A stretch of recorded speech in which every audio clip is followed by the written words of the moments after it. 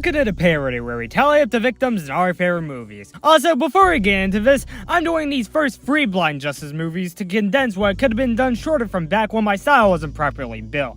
Because of that, both original recounts and re-recounts will be negated from being parodies in the future. They won't be deleted, just unlisted. You'll still be able to watch them if you wanted to. Alright, you got that? Great! I'm Chelsea Rhodes, and today we're looking at Hostage, released in 2019. While it's not being the first canonical film released in the THCU, that being The Renegade, and while also not being the first film chronologically, it is the first chronologically of the Blind Justice arc. It introduces the character of Jason Stone, a guy working for the Detroit Police Department. After the murder of a fellow officer, he and his friend Rico Delio start to investigate a crime, but it appears there's more to the killing than initially conceived, eventually culminating in an intense, hazardous bank heist. The bank heist is orchestrated by a character known as the Kingpin, whose real identity is Sebastian Gates III. He has an entire crime syndicate in Detroit, and this mass robbery seems to be the path to detramination. Under him is Mystic, or more accurately Clarity Rose, who we get to know more as she becomes one of the main characters. There's also Will Mattis, aka Smoke, the big dude with the mystical Riz,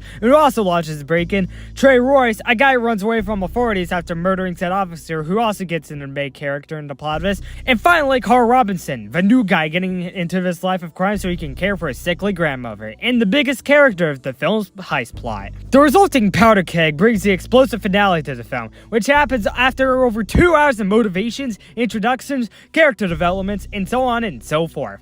While I've always liked the movie, I've come to appreciate it more nowadays because I can actually get the meanings of the conversations the characters have throughout. Originally, I just called them pointless, since I just wanted to get to the part of the film with the kills happening frequently. But a movie isn't defined by its quality or quantity of kills. Although that could be a factor, I'm much more receptive to these conversations now, as they help me see what the characters have to deal with. For Carl, it's an all-or-nothing scenario, and even with his consistent debates, he decides to go for it all so he can help with his grandmother. This is a hands-down great film, an underrated one at that. Even though the unrated version runs 169 minutes, it never feels dragged. That's helped with the beta version of Rattlemation Wholesale Ryan 56's direction, and the serious yet sometimes silly tone it maintains throughout all 3 hours. While I prefer Blind Justice, Hostage still rules on his own as an introduction to Jason and Clarity. Also, before we get into this, my original recount was 24 minutes long. The recount was 43 minutes long. Those both feel too long and too short, so I'm going to try to squeeze it in between those, although I'll probably be more on the 43-minute side. Big guys don't usually end up with kills, but will this film's tally reflect that lowness? Let's find out and get to the kills. The movie begins with construction of a mugging. An unidentified man is asking another man, Tyrese, for some money, but he won't budge on account of the fucking gun this guy has on him. On the streets in his cop car is Officer Eric McKnight, who also gets caught up in this. Also, if you look at that billboard, it says the words "Remember Cincinnati" on it, which is a callback to events of the Dark Knight Apocalypse. Now this guy has some stars on him because Eric has rolled up. His method of getting out of this? Shooting the cop and unleashing a title card. A week later, probably due to some delays, they hold services for the guy. Commissioner David Baker starts talking about how he's one of the best and how he sacrificed himself, and everyone gets all riled up about it. Another cop named Rico Delio is pretty shaken up too, but he has to learn the truth from Jason. A lot of cops end up like this. He won't be the first and he won't be the last. Even though Rico's grieving, Jason just tells him, "Welcome to Detroit." Jason, that's not how that works, man. In another part of Detroit, a guy sitting on a couch listens to some voice acting. According to additional sources, we now know that a local Cincinnati vigilante known as the Dark Knight helped destroy the alien mothership. I've got 2 things to know of that scene. Number 1, it's always a tradition in Wholesale Ryan 56's films to have some voice acting, as we've seen it before in both Crisis and Rattle Part 1. Also, that part about the Dark Knight Vigilante is actually a reference to the climax of the Dark Knight Apocalypse, which was also mentioned earlier with the reconstructing Cincinnati billboard. That also makes sense since Endpoint was a writer on this film. However, Cincinnati isn't the only problem he's paying attention to. Another problem is Lucy, his sick grandmother. I like the bond these two have, since it's shown many times throughout that he actually has some succinct care for her. That is, even though he has to go to some fucked up places for it. The commissioner is trying to find a guy named Trey Royce, but we can't pay attention to that. Well, let's watch Rico train. It seems like to them he has some potential, and he may even help them find this Kingpin guy. And also with that, the commissioner assigns him to take Rico along with his interrogations. We cut over to the guy known as Trey Royce running away from the cops on the green screen. In an attempt to lose the cops, he goes down an alleyway and hops over a fence, and it's truly effective. In other words, we cut back over to Carl, and I'm sure he doesn't have anything to do with this, as he's watching another voice-acted news report. He talks about a possible mob being formed in Detroit, and he mentions the Cincinnati Reconstruction, as well as the press conference Jeremy Lewis and Emilio Bottom have in The Renegade. Lucy's still all sick, but she tells Carl to clean the house, because, she can't do it. One of those things is taking out the place's trash, and in the process, some cop cars roll by. Over in the woods, Trey is struggling to find a hiding spot until he finds the perfect place. Turns out it is Carl's house, and we've been misled. They have actually gone in intersected paths. Carl lets Trey in, and he tells him that he didn't have to do that because he's gonna get into some serious shit. Turns out Carl really doesn't mind it all that much because he wants to go and join the mob. Trey's appropriately all like, what the fuck? Because Carl does not look like a mob guy. However, Carl mentions that he needs some quick cash for his grandmother, and that if he wasn't on that mob life, he wouldn't have opened up the door to this criminal. Trey has a meeting with a homie tomorrow and says that once this shit settles down, he can come with him. We go back to Jason and Rico, who are at Tyrese's home, one of the people who was killed alongside Eric. Jason unleashes his truth bullets to tell us that there are 2 bullet casings at the crime scene. Hank Schrader and the boys were there so we could get a flashback to Tyrese's death. Trey knew he couldn't leave behind any witnesses because his class trial would end too early. With that, he popped the cap into Tyrese's back.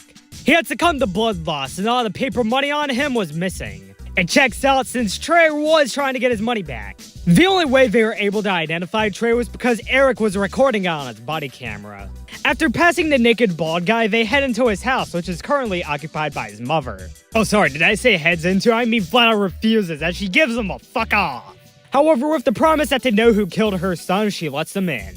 However, first of all, she doesn't really like talking to cops since it's not good associating with them in Detroit. She describes Trey and Tyrese as being friends who met each other while with other friends on the street. She had never liked Trey due to the fact that he was going on money. On the topic of why the money was stolen out of Tyrese's wallet, she doesn't know, and neither do Jason or Rico.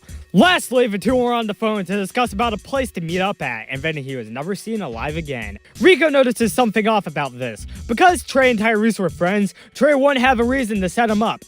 Maybe Tyrese did something for Trey to elicit such a response, because, after all, Trey is described as a gangbanger. However, the amount of cash also doesn't have any succinct reasoning. To them, the case has more to it than initially thought.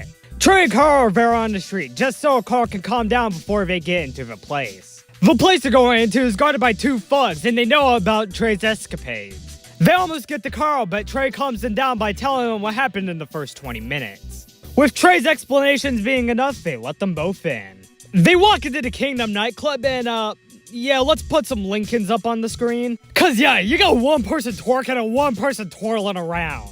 Even Carl can't look away from the sight with the Lincolns on the screen. Anyways, the guy we're actually here for is named Smoke, also known as Will Mattis. Firstly, Smoke's gonna take no bullshit from Trey. After clearing things out, he explains who Carl kinda is to Smoke. I suppose Carl could be a member in the new Detroit mob, but only if you kiss my gun. I hate this guy. And also along with the gun test, he also survives the blunt test. Now Smoke really wants the true details on Tyrese's death. Turns out he stole the money Trey owed Smoke. He thought he had that trust, so he set him up to get it back.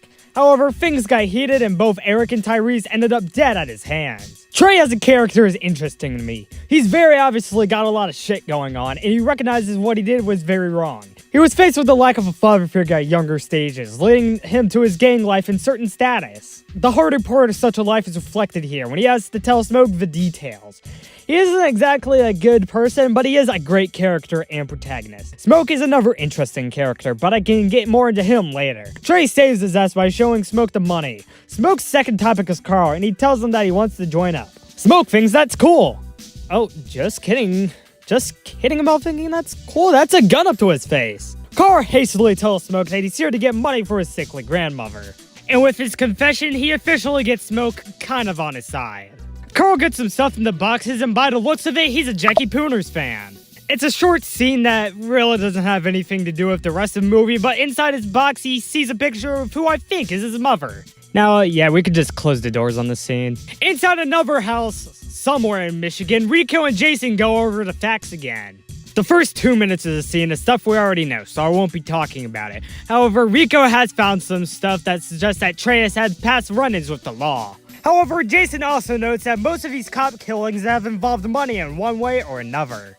The ones they actually caught in prison have ended up dead, however, due to prison shakings and such. They're interrupted when Jason gets a call from the commissioner. The commissioner wants them to send whatever they have at the moment, but he also notifies them that the mayor of Detroit is going to have an address to the city in about a week. Since they're upping the protection, he, Rico, and a lot of other guards are going to have to be watching over it. The call ends and Rico notices someone on the fireplace picture. The person in the picture is Jason's late wife, Sally. She, along with his unborn child, were shot during a home invasion. A van had pulled off and there was blood all over the floor, and her body was nowhere to be seen. Shit, man, that's rough. You could just cry into the fade out. In downtown Detroit, Smoke, Trey, Carl, and a few other mobsters are going up to the big guy. Within the confines of this building, we get to meet another character, Mystic. It's wild to me that she looks so inconspicuous here, yet she's gonna become one of the biggest characters of the franchise. And now we're fully at this point, an hour and 6 minutes into the movie, where we finally get to see Sebastian Gates III, aka the Kingpin.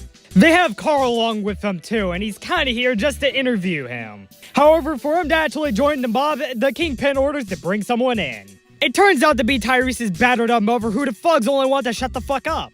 The Kingpin tells him this woman's son was involved with them, and now he's gone thanks to Trey. Because she was seen with the cops a few days ago, the Kingpin only now views her as a liability. So as Carl's test to join the mob, he wants him to shoot her. This is such a quick and effective way to sell that a main antagonist of the movie is truly evil. I don't think she was even aligned with the mob, and yet she still gets roped with it in this anyways because her son was a part of it, and she was seen with the cops discussing her son's death. Carl's still forced to do it due to the Kingpin telling him that he can get all the money he wants. And with more pressure from Smoke, he gets a shot in, but it doesn't hit her in the face. It only hits her in the leg. And thanks to that, she's in more pain than she probably wanted to be in right now. Smoke's disappointed, so he gives the gun to Mystic. Miss Brown pleads for clarity not to, and then...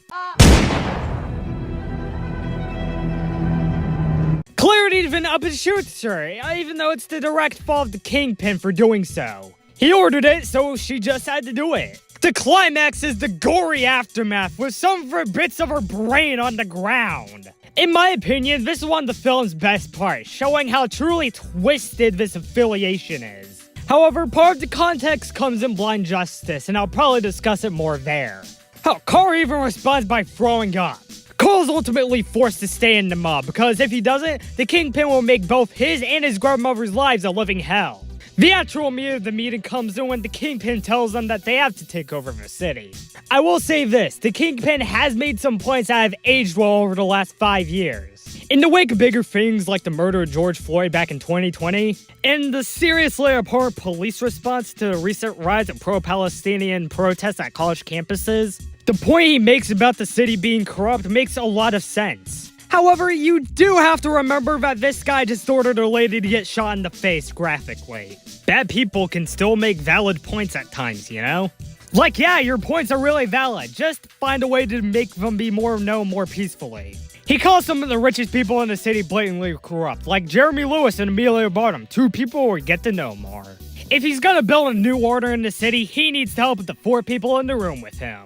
His first plan, a bank robber on a... Oh, dude, that's not peaceful at all. Now that it's been set up here, we have an hour for these characters to negotiate what they want to do with this information. That's excellent pacing, and one of the many reasons why I love this movie. When they get back to Carl's house, Trey wants to know about his mental state, which is understandably not very good. He doesn't want anything to do with this, but he gets reminded that the Kingpin's probably gonna have him put up on a death sentence. And if he wants the money, this path is how he's gonna get it. He thinks about not going down the path, but he gets reminded about his grandmother and the fact that his mobsters are probably gonna come after him. However, even with all that in consideration, he's kinda made up his mind. On the streets of Detroit, we see a lot of protesters, with a lot of them being peaceful. All of them are opposed to the current administrations of President Jackson and Mayor Hardy. Ah, I know, these people came straight out of Compton. Oh shit, one of them has Riz! There are even some police officers displaying some police brutality. And need I remind you, this is a Roblox movie from 2019, 1 year before reviews would become mainstream issues. Eventually, Carl and Trey get to sitting down on some benches. Damn, looks like Carl didn't get the job at his interview. Carl's apparently been searching for a job for a month, and he hasn't got one every time. Even then, there's nowhere else for Carl to go, even though he finished high school, unlike Trey, who dropped out senior year. The real reason Trey's here is actually to apologize for Carl for what had happened the previous day. Both of them realize that both of them are good people in spirit, but they just got led down the wrong path. But even then, Trey doesn't have to apologize since Carl decided that he himself would get involved in what's happening. Considering the fact that Carl may not be returning, it's not gonna be good. If he doesn't come back, he'll just be labeled as a liability, and Trey doesn't want that since he thinks Carl's a good dude. Carl's realized he's reached a dead end because if he doesn't leave, people are gonna get hurt, and if he does, he's gonna get hurt. Coming to terms with his fate, he looks in the road and sees an oncoming bus. Everyone got on, so what's gonna happen now? Well, if there's nothing for him to do in his life with his grandma dying, he looks like he's gonna kill himself. Jesus Christ! Thankfully, Trey stops him before he can actually do anything. Trey gets what Carl's trying to say, that he wants the money but doesn't want blood. Maybe what Carl needs is to get something good out of this entire messed up situation. Carl can still come out of this a good person, but not Trey, since he figured that out a while ago. However, Trey has to tell Carl that sometimes you gotta shoot in order to get what you actually need. In order for Carl not to get killed by anyone involved with the Kingpin, Trey will tell him that later. Turns out during that entire conversation, Mystic was just somewhere else in an alleyway. Looks like Carl's gonna stay inside the mob, but they're gonna have to find a way to make it work. The conclusion to this is that Mystic is also gonna be at Carl's house later that night. Now we're in what seems at first to be a non-sequitur scene, but it's actually a flashback. You can tell because Smoke wouldn't usually be raving all that money and guns around willy-nilly. The music used in this movie is another interesting thing to me. It's basically the most mixed approach imaginable. There's plenty of urban appeal in the soundtrack, with tracks from Kendrick Lamar, 50 Cent, and Eminem. However, there's a lot of video game soundtracks in there, like from Destiny 2 and Horizon Zero Dawn. There's even cues from the Venom OST, okay. Are you telling me it took them 6 months to get this heist ready? Anyway, Smoke's got a big stack of cash and he could use it for another car. However, Clarity says she's actually gonna need it for whenever she gets out of Smoke's place. Smoke calls bullshit on it, but she actually means it. Smoke seems pretty content with the life he's living right now, just pull a trigger and get thousands of dollars. Clarity wants an actual job so she can get paid more from the Kingpin, but she already has Smoke. At least in Smoke's words. However, Clarity still means it because she wants to get out of the shit stain of a city. Oh, Smoke, you don't know how much people can change in a year. Also, especially in like 50 days too. I like these flashback scenes because they shade in more of Smoke and Clarity's relationship. It shades in why Clarity's not really as bad of a person as she actually seems based on the actions we saw earlier on in the film. Oh yeah, Smoke also mentioned something about a train here. We get to that next film. The flashback scenes also shade in that they still have a lot of respect and love for each other, at least at the moment. However, they did not need to end the first one with breaking news.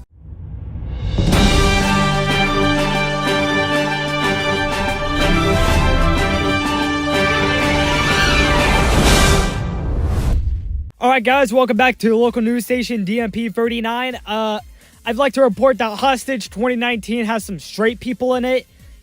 Yeah, like it deadass has some straight people in it. I don't know how I feel about this. The flashback's over, so now Trey and Mystic are at Carl's home. Lucy answers the door and lets them in, since they're the, friends he was talking about earlier. To disguise themselves in his house, they come up with new names for each other. Mystic becomes Chastity, and Trey becomes Marcus. His grandmother starts coughing a whole lot, so Carl escorts her out of the room while Mystic and Trey settle down.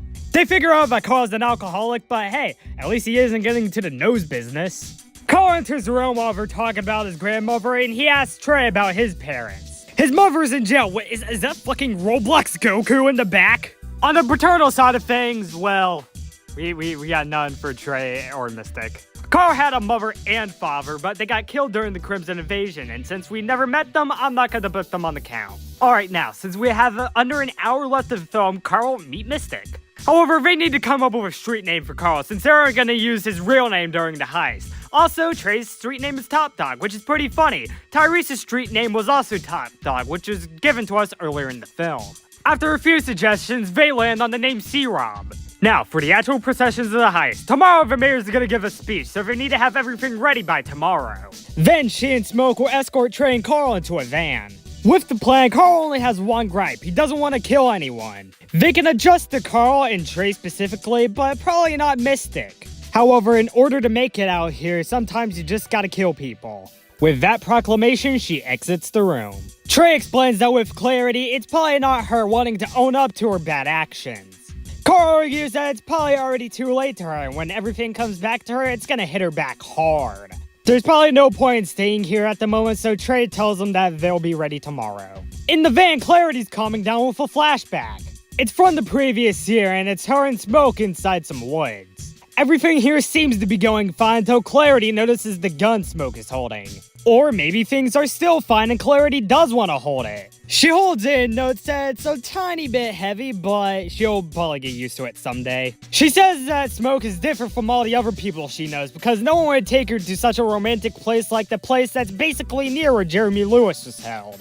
Unlike Clarity, Smoke doesn't think he's the best of people because he has reasons for the business he has. Clarity, sorry to scare you, but I think you got too caught up in that flashback. At the Detroit Police Department, Mayor Hardy's getting himself readied up.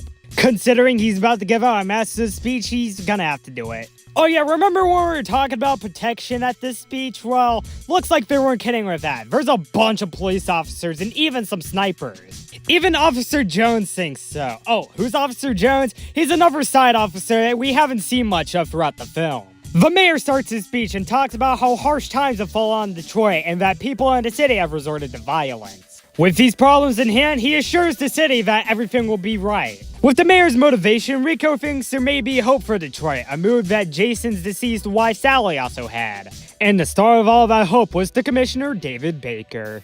And also about the police, they also used the speech to honor Eric McKnight. Now they're going to introduce a man who stepped out of the shadows, Mr. Sebastian... Oh. Apparently, Sebastian's one of the most respected men in the city who's gotten many people employment. In a wacky-ass spinning shot, he calls himself, Mayor Hardy, and Commissioner Baker the trifecta of Detroit. Well, maybe you also want to stop this quartet of criminals on a green-screened black van. Clarity's the first to reach the location, the First World Bank in downtown Detroit. The first order of business in the robbery is use a grappling hook and some green screens to get to the rooftop. Once up there, she does something in order to take out something for the bank. I guess it's to lower electrical methods of getting security? I don't know. The next order of business is to get kills on the count. Finally, we've been running dry for like an hour. Both guards outside are shot and killed by Trey and Smoke as they enter the bank. With their entrance to the bank, it's now time for them to have some tattles. Smoke walks to another part of the bank but kills 3 more security guards. He shoots one in the face, indirectly kills another one with friendly fire, and then shoots a friendly fire one in the face. Trey gunbutts another one onto the ground. While I've counted this before, I'm not gonna count it now since it seems less lethal. A second van has arrived and more thugs come walking into the bank. Smoke, Trey, and the other thugs go to the actual safe while Carl's left behind to deal with the hostages. While Sebastian's off giving out his own speech, the officers are alerted to the crime at the First World Bank. Seems like nothing while Sebastian's doing that speech. And by nothing, I mean some fan-hidden oh shit! Civilians go everywhere, but I can track none getting killed. However, there are 2 kills I can actually count, the thugs that instigated this entire thing in the first place. With the ongoing crisis, Mayor Hardy and Sebastian Gates are escorted out of the speech. The third thug sees his dead friends, but then he himself is killed when Officer Jones body slams him. Smoke and the other guys get to the safe where he gives Trey a button. And now, it's time for the moment these guys have been waiting for. 1, 2, 3. Ready? Money, money, money! And yeah, that's a lot of fucking money, and Smoke says the N-word to it. Yeah, Smoke, word of advice, maybe don't. They then go in and start stealing all of that money. Carl looks over all the hostages and sees a mother and her baby. He then reaches out and gets a Lucy flash in his mind? A mobster saps him out of the episode. However, it was kinda to learn about the ever-growing police force outside the bank. To save them a little bit of time, the thugs send Carl outside to stall. Oh yeah, and I guess Mystic's still hiding up on the roof. The first thing Carl exclaims is that they have hostages inside and that they don't really want to hurt anyone. After hearing all of this, the commissioner orders in a SWAT team and gets in on a negotiate. Oh, Rico's gonna take that spot? Yeah, let's let him. Rico takes the megaphone and says that he doesn't want to hurt anyone either. And maybe they can even fulfill some of Carl's requests. Firstly, he wants the helicopter gone. While robbing all the money inside the bank, Mystic tells Smoke that Carl's negotiating with the cops. After a lot of retaliation, Rico goes up to Carl and actually asks him the main questions. What's he gonna use the money for and all that stuff? He tells him to maybe get rid of the money just so he doesn't get caught. I like how him having that mask on makes him look more visibly confused. But I'm pretty sure Carl just got the definition of a Roblox cop wrong. While Carl and Rico were negotiating, the SWAT team arrived in his plane to blow up the wall. The boys announced that they properly have the money, but then Trey asks where Carl is? Mystic literally just said to you guys like 4 minutes ago that he was outside negotiating with the cops. And about Carl, he's still outside negotiating with Rico, who tells him there's only one way he can walk away, in handcuffs. And with that, the SWAT team begin their breaching. The first action scene is between Carl and Rico, but that ends pretty quickly when Carl gets Rico down to the ground. Meanwhile, the thugs and the police have an all-out shootout. Smoke tells Mystic the bank's become a full-on war zone, so he orders her to do something. Oh shit! The SWAT team fully breach into the bank and they get free kills. These thugs, who were able to shoot down with some sort of efficiency. Outside, the cops see the generally fucked up state of the bank. They decide to breach into the bank, but all the rubble is like, fuck you, Jason. Yeah, fuck you, Jason. He gets up and finds out Rico's arcade due to the lack of a kill graphic.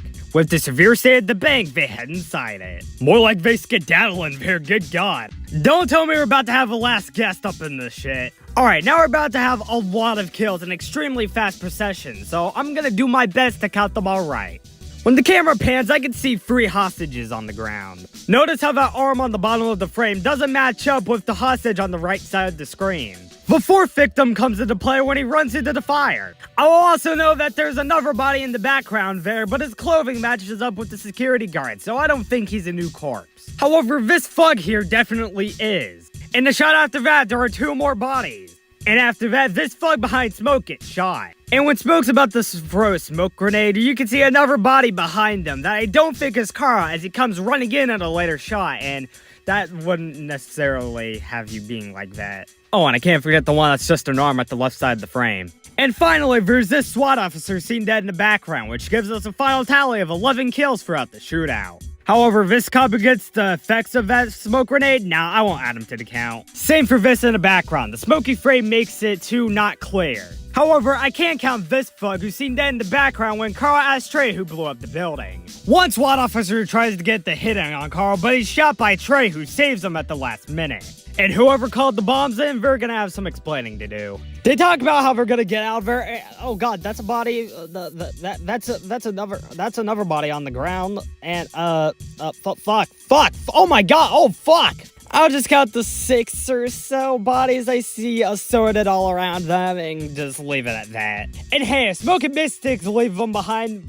Where's Mystic then? Oh shit, scoring roughly 8 kills for the count. There's at least 4 in the shooting guard shot. Then after that, there's 1, 2, 3, and 4 more. A SWAT officer comes in, but she gets him down pretty quickly. She gets him with a surprisingly rare neck snap. Another SWAT officer comes in, but she just shoots him in the head. Things escalate to another degree, and then we get a very coincidental meeting. Like, we're not even at that point yet, and like, they're already meeting up. That's crazy. After their scuffle is over, a panning shot shows 6 more bodies. Wait, why are we even aligned like this? They all lead up to Smoke, and a police officer quickly approaches him. However, he's shot in the back of the head by Mystic. Now is when I'll also count 2 more people in the bank. I don't really know their affiliations, but there's 2 in the background there. Clarity and Smoke blow a hole into the wall, which means they have a way out. However, in the process, Carl gets shot in the leg. And that's when Smoke and Clarity chooses the perfect time to exit the bank. And since Trey didn't want Carl to die, he gets tased. A 7-minute epilogue begins where Carl and Trey are revealed to have been fully arrested. Meanwhile, Lucy's in her house, probably wondering where Carl is. In fact, fucking Mystic has to come up to her door to tell her the bad news. Shit, man. Carl and Trey appear in court, where we're sentenced to life in prison based on the crimes they've committed. Anyone else think that judge kind of looks like John Adams? Damn, like, I had hoped that these two could have made it out of here. In Smoke's place, he and Clarity have an argument that spirals into her leaving. Yeah, Clarity, you can find better than this piece of shit. And speaking of Smoke, he realizes just how greedy Sebastian is. With that, he leaves and returns to his old partner, Jessica Cambridge. Okay, that's kind of nice. Okay, now back to Trey and Carl. I hope they can just somehow survive in prison, right? Well, goddammit! The movie ends in the bleakest way possible for our protagonists, both shanked to death by prisoners in their own respective cells. And then there's just a shot of the Kingpin smiling into the camera. However, we're not pausing the movie just yet. We still have a post-credit scene. It features Clarity gearing back up to being the criminal she used to be. 1 year later, Officer Jones is noticing something weird about his car. It seems to be something with the back of the car, but that gives Clarity the opportunity she needed. She sucker punches him in the face, which will leave him to be her title card for the next movie. How many people are held hostage for our films count? Let's find out and get to the...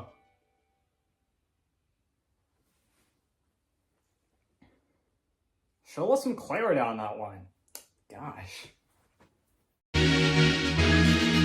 By my refurbished count, we had 54 kills and hostage. The victims consisted of 48 men, 5 women, and 1 unknown body around Trey and Carl, which gives us this 8-to-1 ratio of dudes. And also, by the way, for this one, we're gonna have some extra pies. Our first extra pie will be of how many kills each faction got, the mobsters and the cops.